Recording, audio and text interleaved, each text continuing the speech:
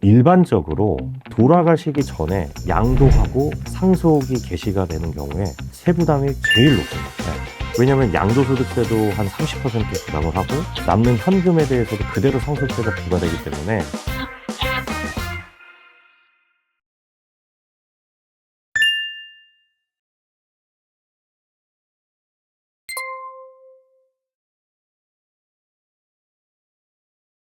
최근에 찾아오셨던 고객분이 생각이 나는데 이분 같은 경우도 일반적으로 아시다시피 일괄공제 5억이랑 또 배우자가 있으시면 배우자 공제까지 적용받으면 10억까지는 상속세를 납부하지 않으신다라고 생각을 하시잖아요.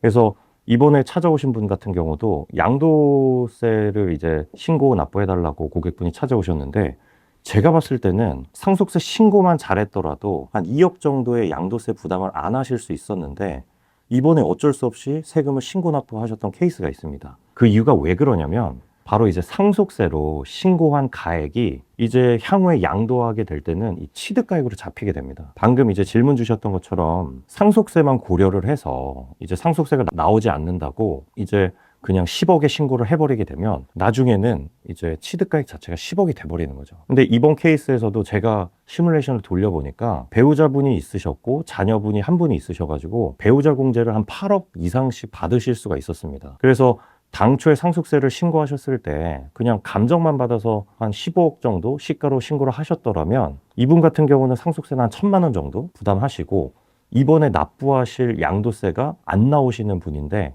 상속세 신고를 그냥 공시지가인 10억으로 하시는 바람에 이분 같은 경우는 양도세를 2억이나 납부하시게 되는 케이스가 된 거죠. 그래서 굉장히 저희도 되게 안타까웠거든요. 저를 찾아주시는 고객분들 그리고 이거를 보고 계신 대표님들에게 꼭 강조하고 싶은 부분이 뭐냐면 상속세만 생각하지 마시고 미래에 발생될 수 있는 양도세 그리고 어떻게 보면 미래에 또 발생될 수 있는 상속세까지도 고려하셔가지고 재산을 어떻게 평가하고 신고하느냐가 향후에 발생할 수 있는 세금을 줄일 수 있는 핵심이라고 꼭 말씀드리고 싶습니다.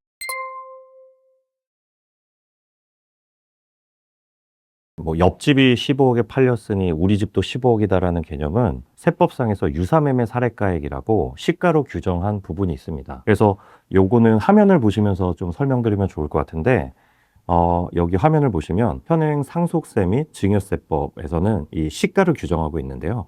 첫 번째로는 이 당해재산의 매매가액을 가장 원칙적으로 시가로 규정하고 있습니다. 그 다음에 이 매매가액이 없다라고 하면 감정가액 그리고 감정 같은 경우도 우리가 감정을 선택할 수 있는 거잖아요.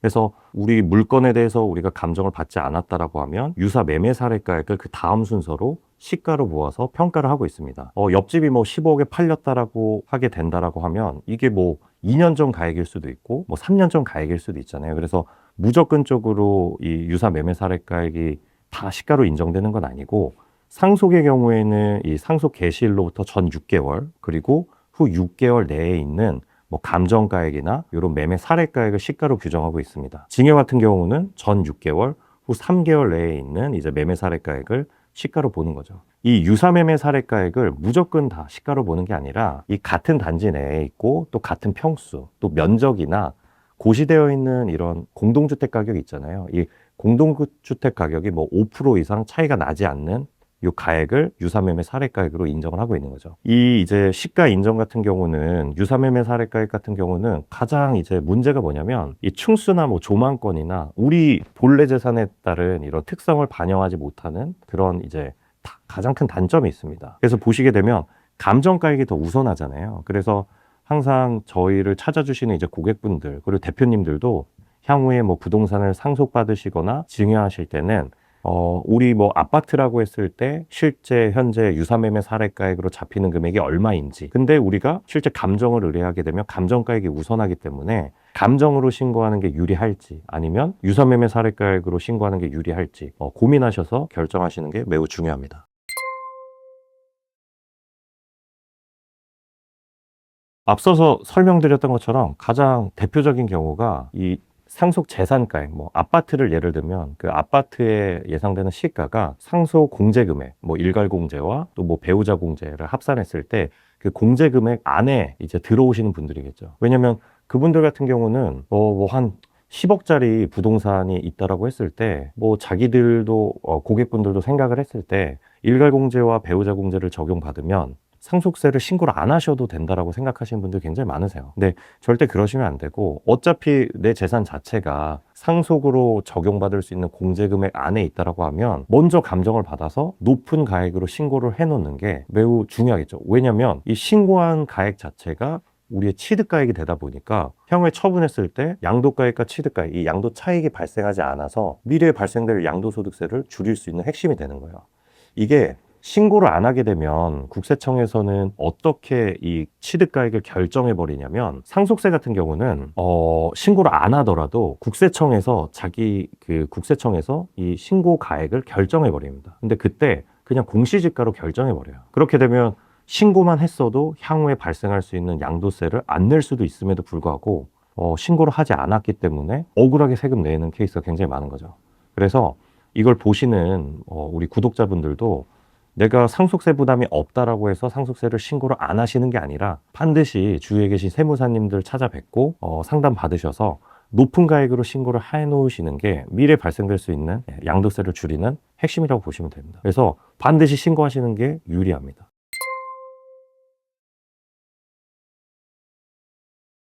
국세청에서 정한 시가는 말 그대로 앞서서 설명드렸던 것처럼 유사매매 사례가액으로 우리 부동산을 시가로 규정할 수가 있는 거죠. 우리 거는 처분하지 않았음에도 불구하고 옆집이 높은 가액으로 팔렸다라고 해서 우리 것도 이제 높은 가액으로 이제 볼 수가 있는 건데, 이 유사매매 사례가액의 가장 큰 단점이 뭐냐면 층수나 조망권 등을 이제 전혀 고려하지를 않아요. 강남 아파트 같은 경우는 이게 한강이 보이냐 안 보이냐에 따라서도 아시다시피 한 5억 정도가 차이가 나거든요. 근데 옆집은 한강이 보이고 우리 집은 한강이 보이지 않으면 실제적으로 5억 이상 높게 평가돼서 세금으로 추징당할 수가 있는 거죠. 그래서 이 같은 케이스에서는 저희가 자체적으로 감정을 받아가지고 세금을 신고 납부하는 게 매우 중요하겠죠. 그래서 감정평가를 인정받기 위해서는 앞서서 이제 설명드렸던 것처럼 상속 같은 경우는 상속 개시일로부터 전 6개월, 후 6개월 내에 적법한 감정평가 2개를 받으셔가지고 이제 신고 납부하시는 게 매우 중요하겠죠. 근데 이제 감정평가 수수료도 사실 이제 만만치가 않아요. 그래서 10억 미만인 부동산 같은 경우는 한 개의 감정평가로도 시가로 인정받으실 수가 있으니까 반드시 2개 받으셔야 되는 건 아니라는 점 말씀드리고 싶고, 요즘은 이제 부동산에 대해서는 특히 국세청에서 자체적인 이제 감정평가, 직접 감정평가를 시행을 해가지고 과세하고 있는 추세이기 때문에 이러한 이제 상속이나 증여세 신고 기한 내에 적법하게 감정을 받아서 우리가 이제 유리한 가격으로 자진해서 신고 납부하는 게 절세의 핵심이라고 꼭 말씀드리고 싶습니다.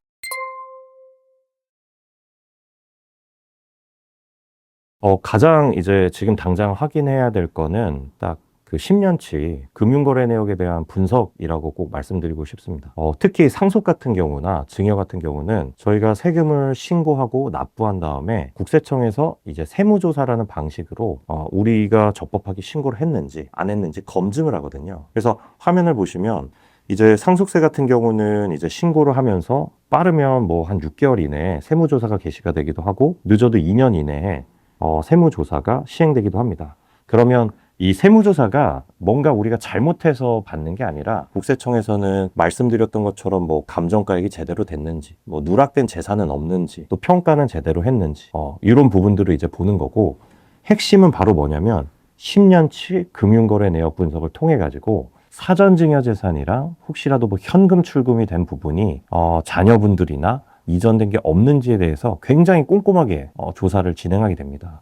그래서 특히나 이 아버님의 재산가액이 50억 이상이 되게 되면 이 서울지방국세청, 서울로 따지게 되면 이전 지방청 세무조사가 나오게 되는데, 지방청 세무조사의 경우에는 굉장히 조사 기법이 고도화가 되어 있기 때문에 10년치 거래 내역 분석을 거의 진짜 현미경처럼 들여다본다라고 볼 수가 있습니다.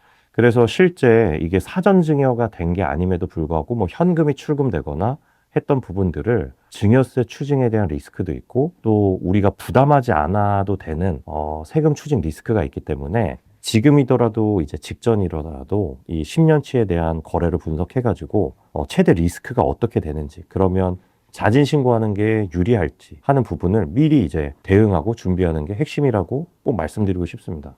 그래서 실제적으로는 제가 기억나는 사례는 뭐냐면 돌아가신 어머님 분께서 이 가계부를 굉장히 꼼꼼하게 쓰셨던 분이셨어요. 그래서 현금 출금도 많이 하시고 또 그 사인 간에 교회를 다니시는 분이어서 많은 이런 현금 거래나 사인 간의 거래 내역이 있었는데 이 가계부를 통해 가지고 소명이 돼서 억울하게 세금을 납부하는 부분을 이제 소명을 잘했던 케이스가 있거든요. 그래서 특히나 요즘은 뭐 스마트폰 같은 경우도 다 거래 내역이나 이런 문자 사용 내역으로도 소명할 수가 있기 때문에 뭐 가계부, 뭐 스마트폰, 수첩 이런 부분들 같은 경우도 잘 이제 준비하시는 것도 중요합니다. 그리고 또 말씀드리고 싶은 부분은 요즘 이런 질문들을 저희가 굉장히 많이 받습니다. 그게 뭐냐면 아버님께서 곧 돌아가실 것 같은데 가지고 있는 부동산을 지금 처분하는 게 유리한가요? 혹은 증여하는 게 유리한가요? 이런 이제 질문들을 많이 해주시는데 물론 이거는 부동산 물건 특성마다 다르기 때문에 무조건 뭐 양도하시고 상속받으시는 게 유리하지 않으실 수도 있다 보니까 급하게 뭔가 재산을 처분하거나 증여하시는 건 좀 조심하셔라 라고 꼭 말씀드리고 싶습니다. 그래서 뭔가 아버님, 어머님이 좀 재산가액이 있으신데 뭐 곧 돌아가실 것 같다 했을 때 반드시 상속 전문 세무사님에게 상담을 받으시고 양도하고 상속받는 게 유리할지 혹은 상속받고 양도하는 게 유리할지를 시뮬레이션을 돌리셔서 이제 의사결정하는 게 매우 매우 중요합니다. 그래서 꼭 상담 받으시고 의사결정하시기를 꼭 강조드리고 싶습니다. 상속세나 증여세 같은 경우는 우리가 미리미리 어떻게 준비하고 전략을 수립하냐에 따라서 미래에 발생될 세금을 굉장히 많이 줄일 수 있는 세금이라고 생각하고 있습니다.